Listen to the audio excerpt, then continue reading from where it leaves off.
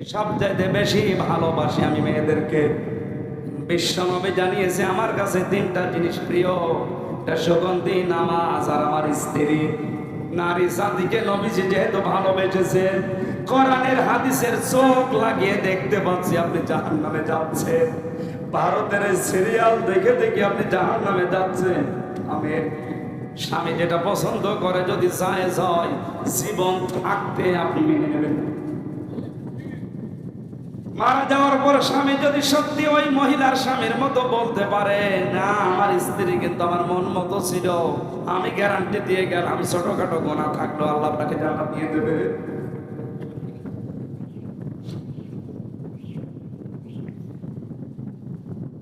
সবাই মিলে বলছে কি করা যায়, কেউ তো রাজি না। ওই দেশের প্রধান বিচারপতি তখন মদিনায় থাকেন, তিনি আমাদের নাম করা একজন আলেম, সবাই জানি ইমাম মালিক। ঘোড়ায় করে তাকে নিয়ে আসা হলো। এই মহিলাকে পর্দার আড়াল থেকে প্রশ্ন করছে, ইমাম সাহেব, এই মেয়ে হাত আটকিয়েছে কেন লাশের সাথে, সত্যি করে বলো কি কি করেছো?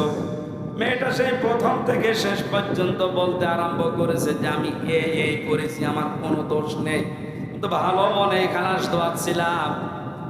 ইমাম মালিক বলছে, না আমার কাছে কোরআন আর হাদিসের রাডার আছে, আমি কিন্তু সত্যি ধরে ফেলবো, এখনো বলো।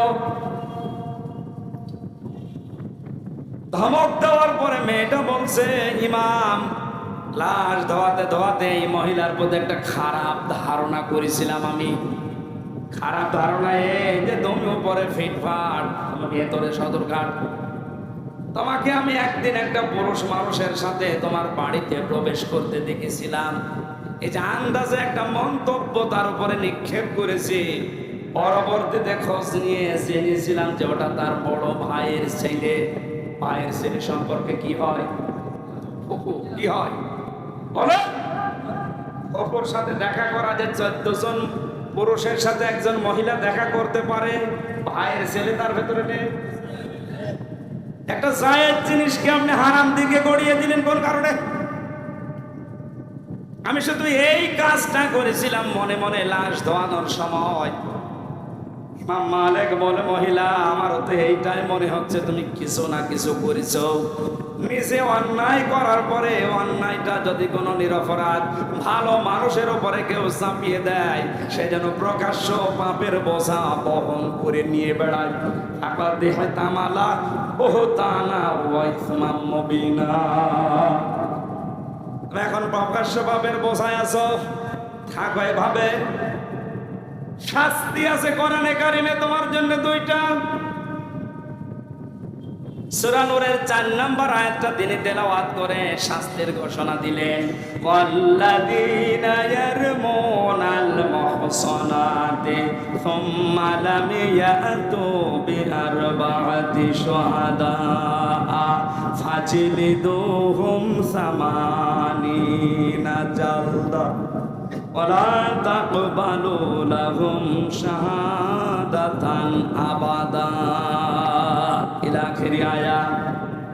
আল্লাহ পাক বলেন, যারা নিরপরাধ, নিষ্কলুষ, চরিত্রবান কোন নারীর উপরে জেনার তহমত, ব্যভিচারের তহমত লাগিয়ে দেয়, কিন্তু সাক্ষী জোগাড় করতে পারে না 4 জন, তার 2টা শাস্তি দুনিয়ায় হবে। 80টা বেদ তাকে মারা লাগবে চামড়ার চাবুক দিয়ে। 2 নম্বরে কোনদিন আর তার সাক্ষী আদালতে গ্রহণযোগ্য হবে না। বাংলায় মামলার আয়ু যারা আছে আর যারা মিথ্যা মামলা মানুষকে দিয়ে তার জীবনটা নষ্ট করছে, নিরপরাধ মানুষের উপরে দোষ চাপিয়ে জীবনটা শেষ করে দিচ্ছে। আজকে একটা সংবাদ আমি পেয়েছি, আমি নাম নিতে পারলাম না, দুঃখিত। নিরপরাধ মানুষকে বিনা কারণে কেউ যদি হত্যা করে আর কেউ যদি এই সাপোর্ট করে এই হত্যাকে, আল্লাহ তাকে দুনিয়ায় শাস্তি দেয়, এটা আমি আজকে দেখতে পেয়েছি। ইন্না বাতশা রাব্বিকা লাশাদীদ। আল্লাহ বলেন, আমি কিছু বলি না, কিন্তু যদি ধরি ওরে আর ছাড়ি না।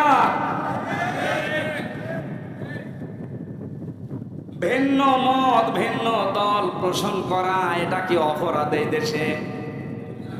তাহলে গণতন্ত্র গণতন্ত্র বলে চিল্লান কেন? ভিন্ন মত ভিন্ন দল আমি করতেই পারি, তাই বলে আপনি আমার চোখ তুলে নেবেন? বলেন না কেন? তাই বলে আপনি 3 বছর আটকিয়ে রাখবেন? কিসের গণতন্ত্র বলি চিল্লান আপনি বলেন? অন্যায় কাজে যে করেছে আপনি সাপোর্ট করেছেন, আল্লাহ পাক আপনাকে ঠিক একই কায়দায় শাস্তি দিয়ে দেখিয়ে দিয়েছে। এটা আল্লাহ কোরআনের সূরা নিসার 5 নম্বর পারা 15 নম্বর পৃষ্ঠা 12 নম্বর লাইনের 112 নম্বর আয়াত। কোনোদিন মিথ্যা হবে না। আমি আরেকটা দলিল বলছি, বাড়ি যেয়ে দেখবেন সূরা আনআম 8 নম্বর পারার 1 নম্বর পৃষ্ঠা 10 নম্বর লাইনের 115 নম্বর আয়াত। যেহেতু 2টা শাস্তি তোমার উপরে নির্ধারিত, 80টা বেত মারা লাগবে, জল্লাদ শুরু করো। 79টা হয়ে গেছে কিন্তু হাত খোলে না। জল্লাদ ডাক দিয়ে বলে, কি ইমাম সাহেব আর কি করবো, আর মাত্র একটা চাবুক বাকি আছে, হাত খোলে না। উনি বললেন না, ওয়াতাম্মাত কালিমাতু রাব্বিকা সিদকাও ওয়া আদলা লা মুবাদদিলা লিকালিমাতি। আল্লাহ বলেন আমার কালাম আমি 3টা জিনিস দিয়ে সাজিয়েছি। 1 নম্বরে যত কথা কোরআনে আছে সব সত্য কথা। 2 নম্বরে এটা ন্যায় বিচার ইনসাফপূর্ণ কথা। 3 নম্বরে কোনোদিন আমার কথা কোনো রদ বদল হবে না। আমি যেহেতু 80টা মিয়াতা সামানিনা জালটা দিয়েছি, 80টা বেত মারা লাগবে, 79টা হয়ে গেছে, আর একটা মাত্র বাকি, এখনো হাত খোলে না। একটা মারার পরে যদি হাত না খোলে তাহলে কোরআন দিয়ে বিচার করলাম, অনেকের বিচারের উপরে আস্থা উঠে যাবে। শুরু করো বিসমিল্লাহ বলে। শুরু করলেন বিসমিল্লাহির রহমানির রহিম বলে, আর একটা 80টা মারা শেষ, সঙ্গে সঙ্গে চট করে হাত খুলে গেছে। আমি শুধু ঘটনা বলার জন্য পর্যন্ত আসি নাই, আমার শিক্ষা। ও বাংলার মানুষেরা, আমার মনে হয় যদি আয়াতটা যে বাংলার সংসদে কায়েম থাকতো, সূরা নিসার 4 নম্বর আয়াত, কত মানুষের সাক্ষী এই বাংলার আদালত থেকে এমনি রিজেক্ট হয়ে যেত।